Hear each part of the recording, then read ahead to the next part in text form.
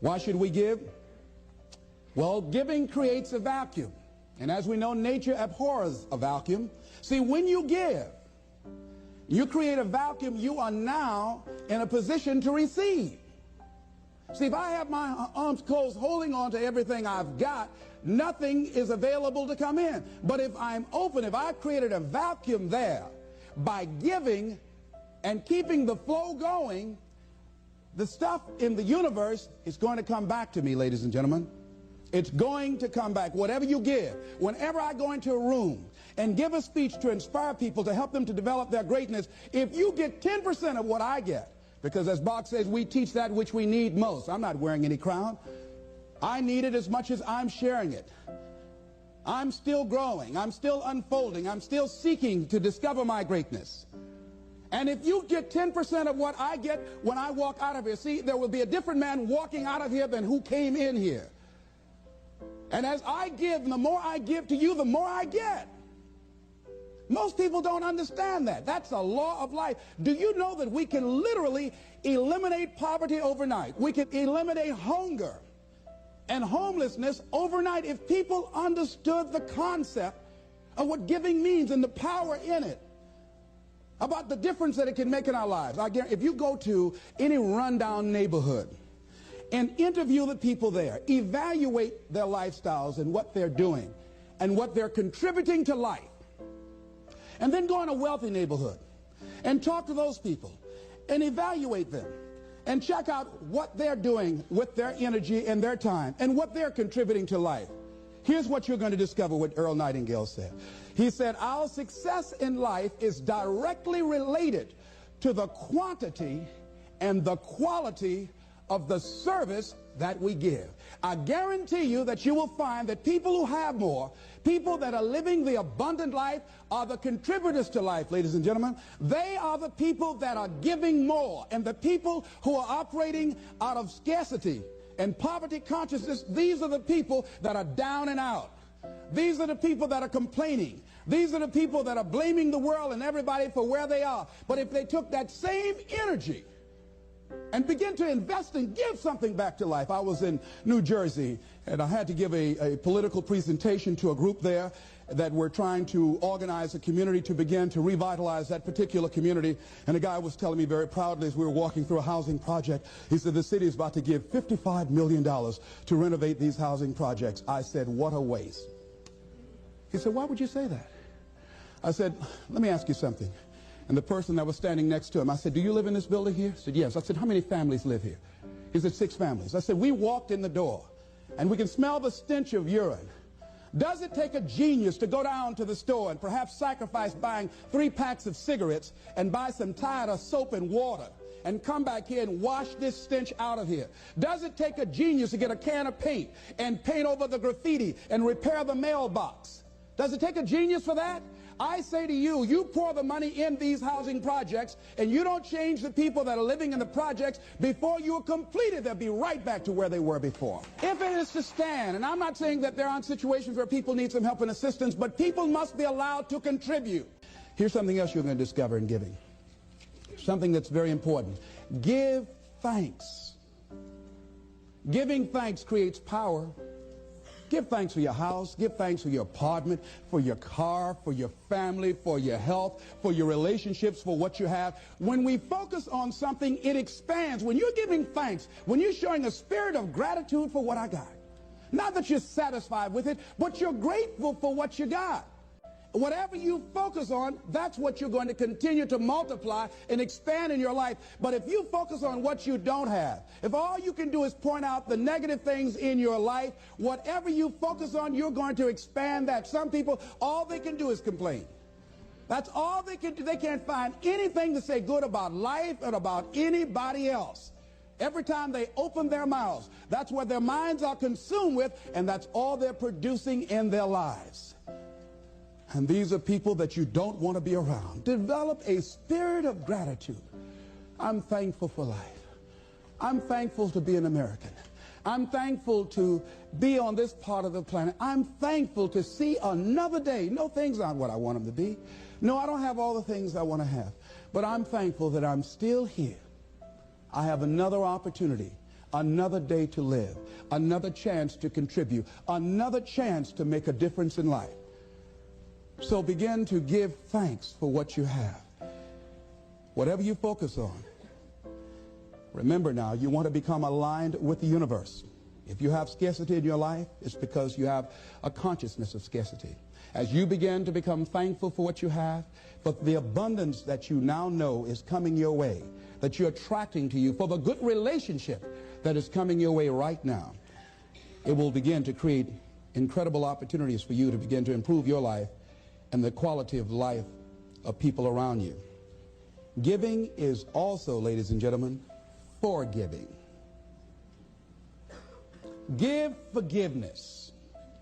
Many of us do not realize that we cannot grow, that we are blocking ourselves, we are blocking our good in the universe. We're literally standing in the way of the flow of what life has to us because we haven't learned how to forgive. We haven't learned how to let things go so we can get on with our lives. When we forgive, ladies and gentlemen, it's not for the other person. Oh, no. It's for you. It's not for them, not because they deserved it or they earned it. You're forgiving other people. First of all, you've got to forgive yourself. But when you forgive other people, it is mentally and spiritually healthy to forgive. To let that luggage go, as Paul said, forgetting those things which are behind, reaching forth unto those things which are before. Oh, we hear it, but it's hard to do. It's hard. What you have is enough. Whatever you have to give. And the more you give, the more you realize you have to give. And we all have to. There are people who made the supreme sacrifice for us to enjoy freedoms that we take for granted. Oh, none of us can feel that we have nothing to give back. If you do what is easy, your life will be hard. But if you do what is hard, your life will be easy. If you do what is easy, complain about your situation, your circumstances. If you do what is easy, stand around and be a volunteer victim like everybody else. If you do what is easy, surrender and give up on your dreams, become depressed and bitter and angry. Anybody can do that. If you do what is easy, your life will be hard. But if you do what is hard, keep coming back again and again and again. If you do what is hard, approaching strangers, talking to people in shopping malls, get up dressed every day, going out prospecting, knowing some way, somehow, with a spirit of expectation, somebody's out here looking for an opportunity. You can go outside right now and see some pigeons, but you're out hunting for eagles, and they're not common. And if you do that over and over and over again, somebody's going to show up. Somebody's going to say, I'm the one.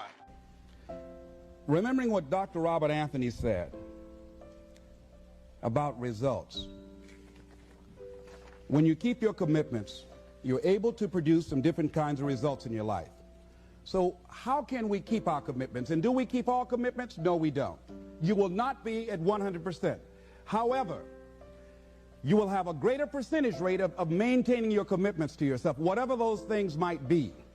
If it's going into business, if it's changing a habit that you know that works against you, if it's overcoming self-destructive behavior, if it's retraining your thinking, if it's reinventing yourself, if it's trying to begin to design your relationship differently, all of us have the possibility, by focusing and really harnessing our attention and concentrating on it, we really have available to us the power to honor our commitments in those particular areas. So number one, make it priority. See, you only make things happen. Your life only counts. You only make a difference when you are committed. When you make a commitment with your life. That's the people that make a commitment with their lives, the people that make a commitment to their customers, the people that make a commitment to their families, to their relationships, are the people that make the greatest impact in life. What is commitment? Commitment is the salesman who says, look here, I'm going to make $1,000 today and I'm not going home. You can turn the lights out. The janitors could be here running the vacuum cleaner. I'm not leaving here till I do it. I used to be a door-to-door salesman. I had X number of TVs. I had a minimum amount that I knew I had to sell every day in order to provide for my mother, who was ill at the time, who had lost her job at the M&M cafeteria because of arthritis. And I said, I'm going to go door to door, and sometimes I would not come home until 1 o'clock at night, knocking on people's door, people closing. What do you want? Would you like to buy a nice working month's television set, no money down? No. What about an Emerson TV? No. Thank you very much. Do you know anybody else that would be interested? No. Thank you very kindly. Knock on another. Hello. Would you like to buy a nice working television set, no money down? No, get away from our door. Thank you very kindly. Do you know anybody else would be?